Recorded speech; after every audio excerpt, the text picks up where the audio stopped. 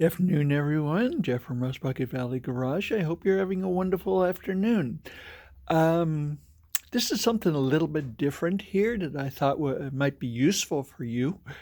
Um, every once in a while, we have friends that take and collect miniature uh, statuettes and things. And since everyone's bringing out their Christmas stuff about this time of year, they're finding stuff that they put away and maybe it's broken or something. So we can give them a hand on fixing some of that. So this right here is a little Christmas bear. It's part of the Hallmark series.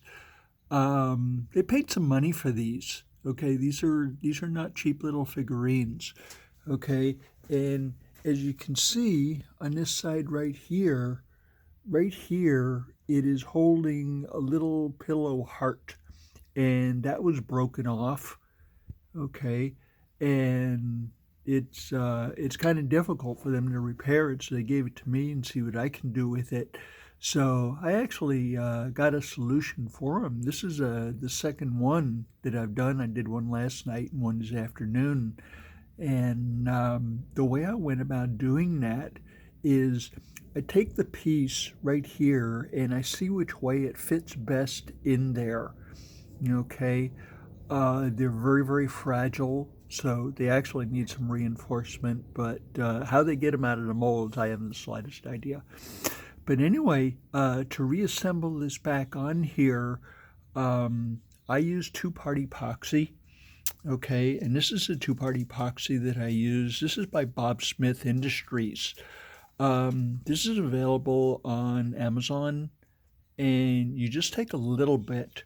And I have these little weighing tins that I use for mixing up epoxy.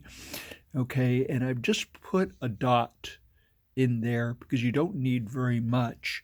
And then you use a toothpick to take and mix it up.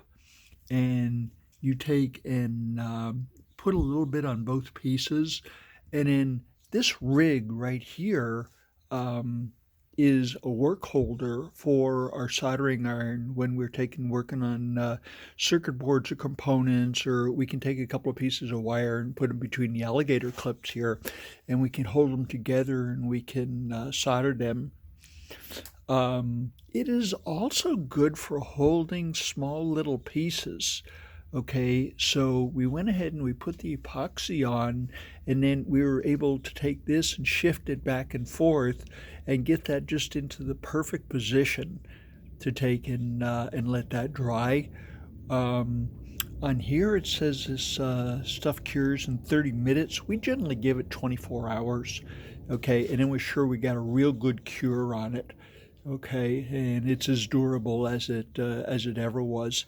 The joint where we take and make the repair, we always put just a little bit more epoxy on there to make a fillet around there, and it seemed to take and reinforce a broken area very well.